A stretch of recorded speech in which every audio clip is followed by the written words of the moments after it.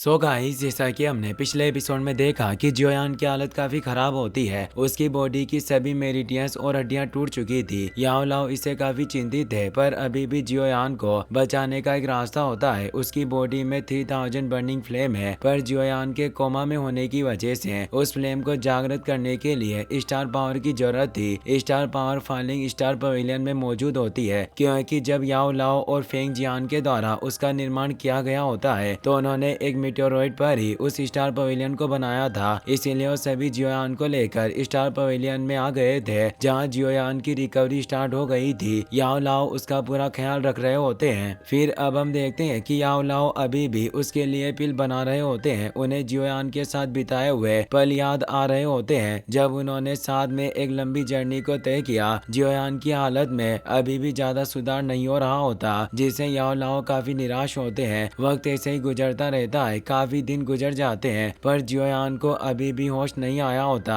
अब पूरा एक साल गुजर जाता है और हम फालेन स्टार पवेलियन के हेडक्वार्टर का सीन देखते हैं। याओ लाओ फेंग जियान के साथ वहां मौजूद होते हैं। फेंग जियान कहते हैं कि जहां तक मुझे लगता है कि जियोयान को जितनी चोटें आई थी वो एक साल में पूरी तरीके से ठीक हो जानी चाहिए, पर अब एक साल भी पूरा हो चुका है, पर वो अभी भी क्यों नहीं जागा। याओ लाओ काफी चिंतित होते हैं, उन्हें कुछ समझ नहीं आ रहा होता। तभी मु किंगलुआन वहां आती है। वो उन दोनों को बताती है कि मेरे पास आपको रिपोर्ट करने के लिए कुछ इम्पोर्टेंट है। फेंग जियान पूछते हैं कि बताओ आखिर तुम्हें क्या इन्फॉर्मेशन मिली है। मु किंगलुआन कहती है कि हमारे लोगों की खबर के अनुसार हमें सोल ओरिजिन फ्रूट की लोकेशन पता चल गई है, जो बिस्ट डोमेन के एशियन रूइंस में मौजूद है। फेंग जियान इससे काफी खुश होते हैं, क्योंकि यह सोल फ्रूट ही याओ लाओ की फिजिकल बॉडी को रिफाइन करने का एक मेन इंग्रेडिएंट था। वो कहते हैं कि भाई याओ लाओ, ये काफी अच्छी खबर है। अगर हम एक बार इस सोल ओरिजिन फ्रूट को प्राप्त कर सकते हैं तो तुम्हारी जो सोल एनर्जी खो गई है उसे फिर से रिफिल किया जा सकता है। याओ लाओ अभी भी जियोयान को लेकर ही चिंतित होते हैं। वो बताते हैं कि इस मामले में हम उस वक्त चर्चा करेंगे जब जियोयान जाग जाएगा, और फिर हम डिस्कस करेंगे कि आखिर आगे क्या करना है। वक्त गुजरता रहता है। वहीं हमें जूनर को दिखाया जाता है, जिसके पास ओल्ड मिंग आता है। जूनर उनसे पूछती है कि क्या आपको जियोयान के बारे में कोई खबर मिली है कि वो अभी कहाँ है और कैसा है। ओल्ड मिंग बताता है कि इस पिछले एक साल में मैंने अपने सब ऑर्डिनेट्स से जियोयान के बारे में पता लगाने की काफी कोशिश की, पर फिर भी हम जियोयान की लोकेशन को ढूंढने में असमर्थ रहे। जूनर काफी उदास होती है। वो बोलती है कि मैं नहीं जानती, पर पता नहीं क्यों मुझे ऐसी बुरी फीलिंग्स हो रही है और मेरा दिल थोड़ा बेचैन हो रहा है। मैं बस यही कामना करती हूँ कि ब्रदर जियोयान सुरक्षित और स्वस्थ होगा। ओल्ड मिंग कहता है कि आप चिंता ना करें, मिस्टर जियोयान का हमेशा भाग्य ने साथ दिया है, वो निश्चित रूप से सेफ और स्वस्थ होंगे। जूनर बोलती है कि उम्मीद है कि ऐसा ही हो। वहीं अब हमें जियोयान को दिखाया जाता है, जिसे अब भी होश नहीं आया होता, पर उसे अपने डैड और मास्टर की यादें याद आ रही होती है, जिससे उसे एहसास होता है कि उसे अभी भी अपने मास्टर के लिए फिजिकल बॉडी को रिफाइन करना है और अपने डैड को हॉल ऑफ सोल्स से बचाना है। साथ ही उसे ये भी एहसास होता है कि बाहर उसके दोस्त इंतजार कर रहे होंगे। उसे याफे की भी याद आती है। साथ ही उसे जूनर और मेडुसा की यादें भी सता रही होती है, जो भी उसके इंतजार में है। जियोयान का हाथ हिलने लगता है। अब वो होश में आ रहा होता है। अब उस जगह पर मौजूद एनर्जी से एक लोटस खिलने लगता है। जियोयान अब फाइट एम्परर से फाइट वेनरेट में प्रमोट होने लगता है, जिससे वो लोटस एनर्जी के साथ उठ खड़ा होता है और चारों तरफ उस टावर से एक एनर्जी वेव फैलने लगती है। इस एनर्जी वेव में इतनी ज्यादा लाइफ पावर होती है कि आसपास के पहाड़ जिनमें कभी जीवन नहीं पनपा था, उनमें भी पौधे उगना शुरू हो जाते हैं। कुछ फाइट किंग भी इस एनर्जी को महसूस कर पाते हैं और बोलते हैं कि आखिर क्या हो रहा है, कि इस माउंटेन पर मौजूद स्टोन टावर से अचानक इतनी फियर्स एनर्जी कैसे रिलीज हो रही है। जियोयान की बॉडी से अब 3000 बर्निंग फ्लेम बिस्ट बाहर आता है। उस एनर्जी की वजह से अब वो कंबाइंड फ्लेम का कलर गोल्डन में बदल चुका था और वो फ्लेम बिस्ट तेजी से रोर कर रहा होता है। लिटिल फेक डॉक्टर भी उस एनर्जी को महसूस कर लेती है। वो खुश होती है क्योंकि ये एनर्जी इस बात का सबूत थी कि जियोयान जाग रहा है। वहीं हम जियन को देखते हैं, जो मजे से फल खा रही होती है। तभी वो भी उस एनर्जी को देख लेती है, इसीलिए वो उस स्टोन टावर की तरफ बढ़ने लगती है। याओ लाओ भी इस ओरा को महसूस कर लेते हैं और वो भी वहाँ से जियोयान के पास जाने के लिए निकल जाते हैं। फेंग जियान भी उनके पीछे जाते हैं। जियोयान के सभी दोस्त उस टावर के बाहर आ चुके होते हैं। वो बहुत खुश होते हैं कि जियोयान जल्द ही जाग जाएंगे। याओ लाओ खुशी से कहते हैं हैं कि फाइनली यह लड़का अब जागने वाला है, लेकिन तभी उन्हें एहसास होता है कि ओरा एक फाइट वेनरेट का है, यानी अब जियोयान फाइट वेनरेट में प्रमोट हो रहा है। तभी उस टावर से वो 3000 बर्निंग गोल्डन बिस्ट बाहर आता है। फेंग जियान कहते हैं कि इसमें कोई आश्चर्य नहीं है कि इस लड़के ने उठने में 1 साल का वक्त लगा दिया, क्योंकि उसे यकीन था कि वो इस 1 साल में इकट्ठा की गई सभी एनर्जी से एक बार में ही फाइट एंसेस्टर की तहलीस को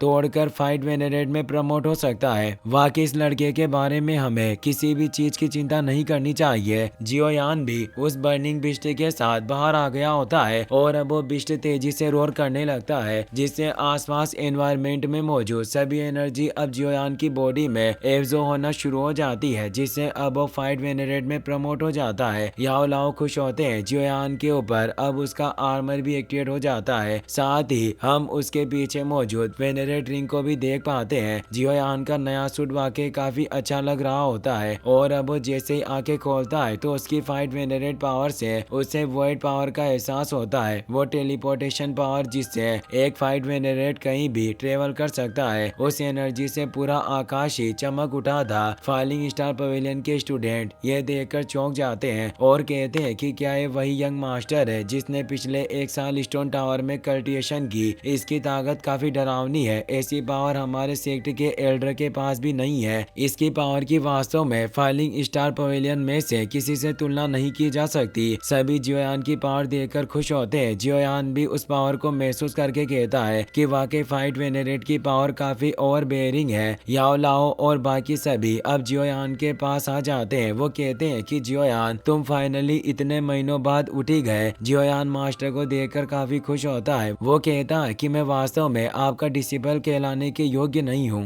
मेरी वजह से सालों तक आपको हॉल ऑफ सोल्स में दर्द सहना पड़ा और ये सब मेरी वजह से हुआ। याओ लाओ कहते हैं कि तुमने मुझे बचाने के लिए जो दर्द सा वो इस दर्द की तुलना में कुछ भी नहीं था। वैसे भी एक मास्टर का कर्तव्य हमेशा अपने डिसिबल को प्रोटेक्ट करना होता है। फेंग जियान कहते हैं कि लड़के जब से तुम कोमा में थे उस पिछले 1 साल के दौरान याओ लाओ ने एक पल की भी नींद नहीं ली। वास्तव में तुमने अपने मास्टर को पूरे 1 साल तक जागने पर मजबूर किया। याओ लाओ कहते हैं कि तुम इस व्यक्ति की बकवास भरी बातों पर ध्यान मत दो, तुम जाग गए ये मेरे लिए सबसे अच्छा है। पर वो जानता है कि मास्टर ने उसके लिए काफी कुछ सहा है। वो उन्हें रेस्पेक्ट देकर बोलता है कि मैंने आपको परेशान किया इसीलिए मुझे माफ करना। मास्टर उसे उठाते हैं और कहते हैं कि मेरे अलावा यहाँ तुम्हारे और भी कई दोस्त हैं जिन्हें भी तुम्हारी काफी चिंता थी। जियोयान अपने दोस्तों को देखकर खुश होता है और वो उन सभी को भी थैंक्स कहता है। जियन बोलती है कि जियोयान तुम इतनी जल्दी इतने विनम्र क्यों हो गए, अब तुम जाग गए हो इसीलिए तुम्हें मेरे लिए अच्छी पिल्स को रिफाइन करना होगा। जियोयान हंसते हुए कहता है कि वाकई तुम अपनी आदत कभी नहीं बदलोगी। सभी मुस्कुराने लगते हैं। जियोयान मास्टर से कहता है कि मेरे पास अब 3 तरह की एवनली फ्लेम मौजूद है, इसीलिए मेरे पास आपके लिए एक फिजिकल बॉडी को रिफाइन करने के लिए पर्याप्त क्षमता मौजूद है। याओ लाओ कहते हैं कि यह मामला इतना भी अर्जेंट नहीं है। फेंग जियान बताते हैं कि तुम्हें पता होना चाहिए कि जब याओ लाओ को हॉल ऑफ सोल्स के दौरान कैद किया गया था